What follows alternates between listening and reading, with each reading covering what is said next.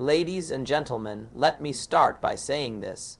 Discipline is the bridge between goals and accomplishment, and there comes a time in every person's life when they've simply got to stop waiting and start doing. Let's face it, most people don't feel like it. They don't feel like going to the gym, reading the book, making the calls, showing up early, staying up late. And here's the truth. If you only act when you feel like it, life will push you around. But if you can learn to act in spite of how you feel, you begin to gain power, real power. Most people live their lives governed by how they feel in the moment. If they feel tired, they skip the workout. If they feel unmotivated, they delay the work. If they feel uncertain, they avoid the risk. But success doesn't come to those who are ruled by emotion. It comes to those who are led by discipline. Discipline means doing what needs to be done, regardless of whether you feel like it or not. And that's not always comfortable. In fact, it rarely is, but it's necessary. Feelings are inconsistent. One day, you're fired up with energy and drive. The next day, you feel sluggish, distracted, or anxious. If you let those feelings dictate your actions, your results will be just as inconsistent as your mood. That's why discipline is the great equalizer. It doesn't rely on how you feel, it relies on a decision. A commitment, a promise to yourself that you'll act according to your values, not your emotions. Imagine two people with the same goal, say, writing a book. One waits for inspiration, only writing when they feel the creative spark. The other sets a time every day, sits down and writes, even when the words don't come easily. Who finishes the book? It's not the one with more talent or passion. It's the one with more discipline, because discipline shows up when motivation disappears. It keeps you moving forward when every part of you wants to quit. And here's the real irony. Acting with discipline actually transforms how you feel. When you force yourself to get up and move, even when you're tired, you often feel better afterward. When you push through fear and take action, you usually feel braver, more confident. The very thing you were avoiding becomes the source of your strength. That's the power of discipline. It rewires your brain to believe in your own capability. Discipline is also a form of self-respect. It's how you prove to yourself that your goals matter, that your word matters, and that you matter. When you say you're going to do something, and then you do it, you build integrity. You start trusting yourself, which is the foundation of all lasting success. So, while it's easy to wait for the right mood or the perfect moment, real progress begins when you stop giving your feelings the final say. Discipline doesn't mean being harsh with yourself. It means being consistent, focused, and committed. It's choosing long-term fulfillment over short-term comfort. It's doing what needs to be done, even when no one is watching, even when every part of you wants to take the easy way out. In the end, discipline over feelings is what separates the dreamers from the doers. It's what moves you from intention to execution, from potential to achievement.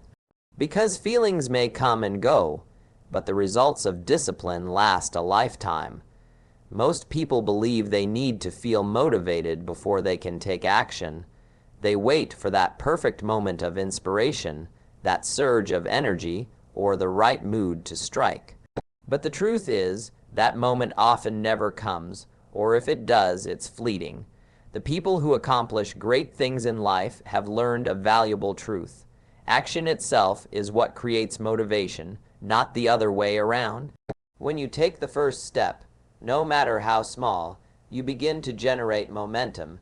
It's like pushing a heavy wheel. The first push is the hardest. It takes effort and feels unnatural, but once it starts rolling, it gets easier. That's how action works on your mind. At first, you might not feel ready, and every part of you may resist.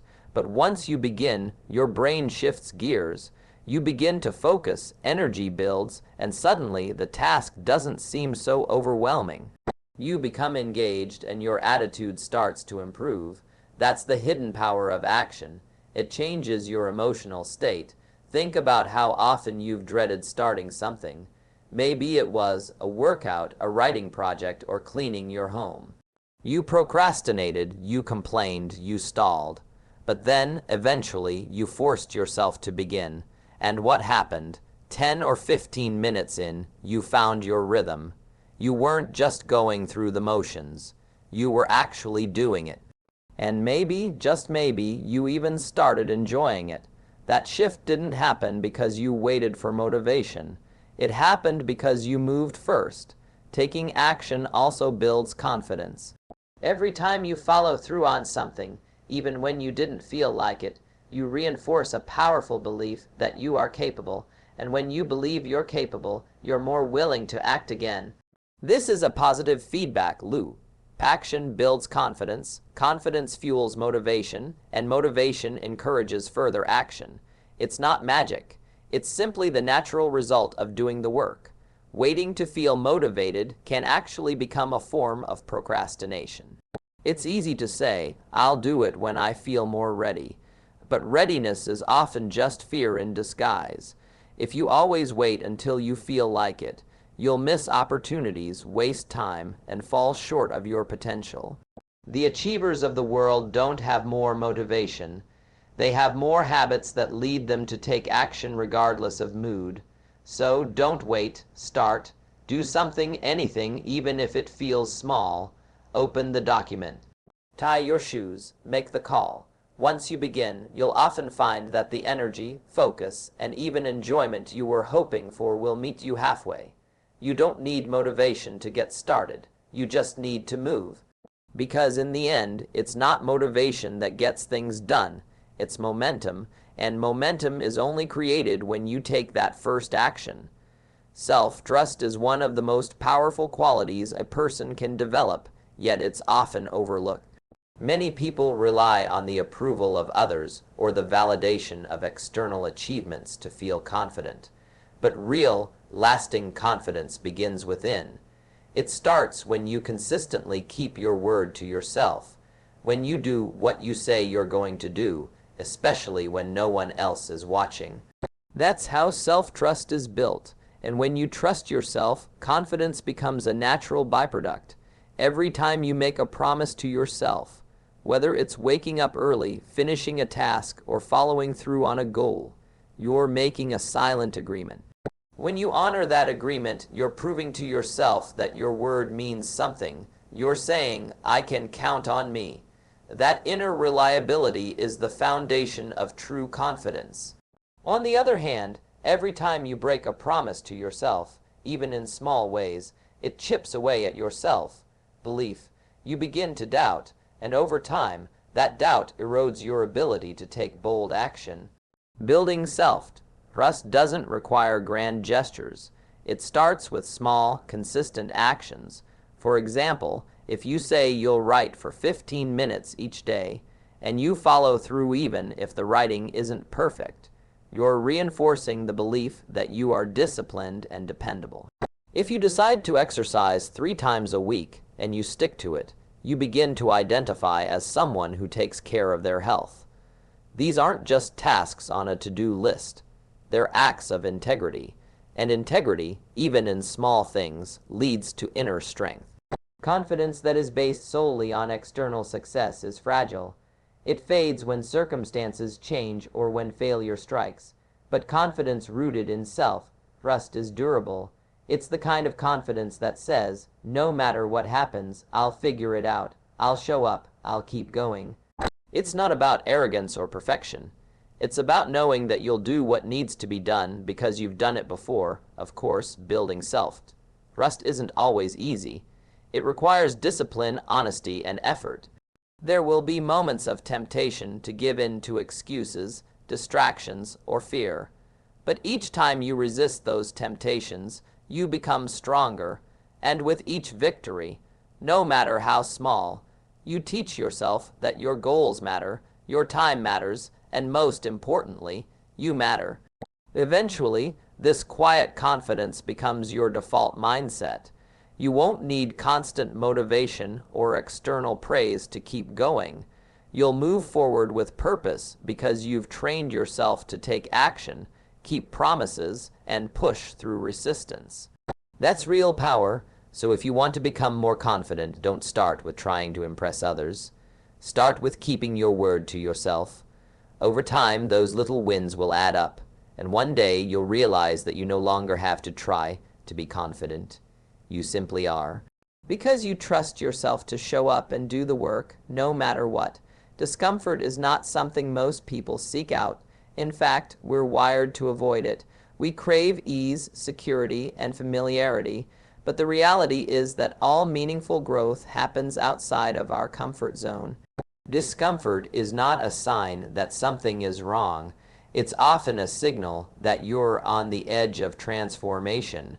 Growth, whether it's physical, mental, emotional, or professional, requires you to step into situations that challenge you, stretch you, and sometimes even scare you. When you try something new, there's uncertainty. When you aim higher, there's pressure. When you push your limits, there's fatigue, but these feelings aren't meant to stop you. They're part of the process. Think of a muscle. It only grows when it's put under tension, when it's challenged with resistance. In the same way, your character, your skills, and your mindset develop through struggle. It's the discomfort that forces adaptation. You don't grow by doing what's easy. You grow by doing what's necessary, even when it's hard.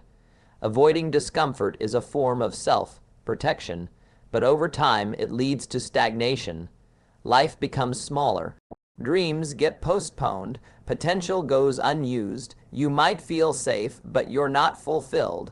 On the other hand, when you voluntarily lean into discomfort, when you choose to take the risk, have the difficult conversation, tackle the hard project, you begin to build resilience.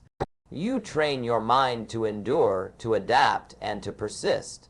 That's the key difference between those who grow and those who stay stuck. The willingness to be uncomfortable for the sake of something greater. People often confuse discomfort with failure, but discomfort doesn't mean you're failing. It means you're learning. The discomfort of confusion leads to understanding. The discomfort of rejection builds thick skin. The discomfort of discipline leads to mastery. Every successful person you admire has had to face discomfort repeatedly.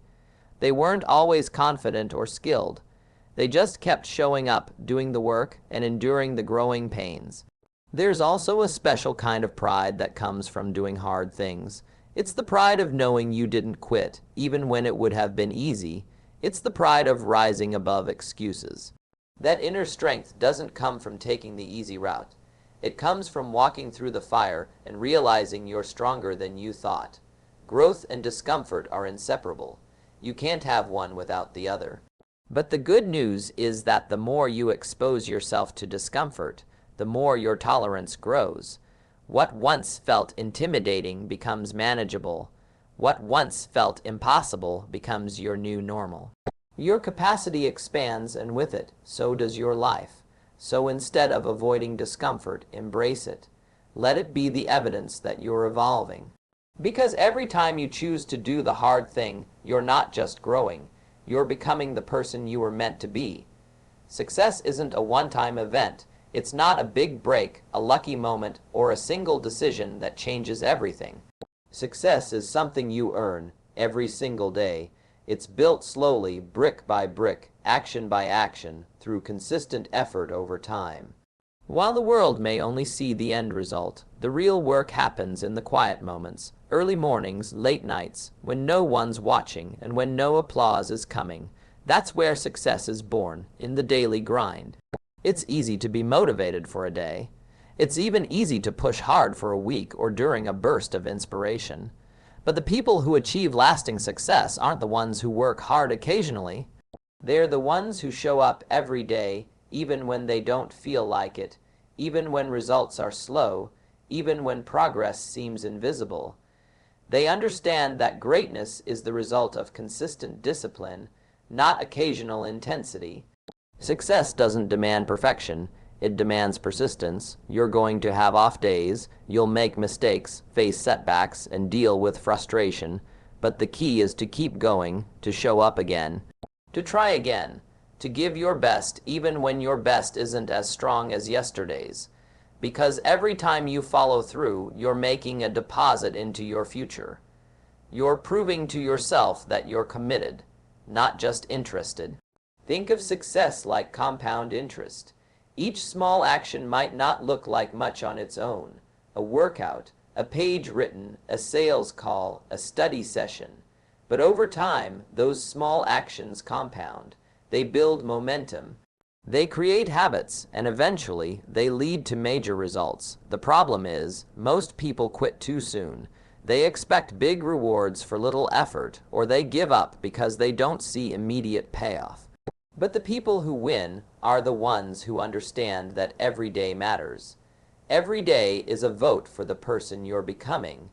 It's also important to remember that success is personal.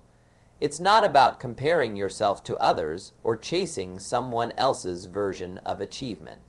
It's about becoming the best version of yourself, one disciplined day at a time. You don't need to do everything at once. Just do something every day that brings you closer to your goals. That consistency builds identity. You begin to see yourself as someone who follows through, someone who is reliable, someone who creates results through effort, not excuses. Ultimately, success is earned in the present, not wished for in the future. It's in what you choose to do today. Will you push forward or will you put it off? Will you take the step or make the excuse? The choice is always yours. But remember this: each day is a new chance to earn it. You don't have to be extraordinary to succeed. You just have to be consistent. Because success doesn't come to those who wait. It comes to those who work for it every single day. And so, my friends, as we come to the end of this message, I'll leave you with this final thought. Life doesn't give you what you want. It gives you what you're willing to work for, what you're willing to fight for, what you're willing to show up for day after day, even when it's hard, even when it's uncomfortable, even when you don't feel like it.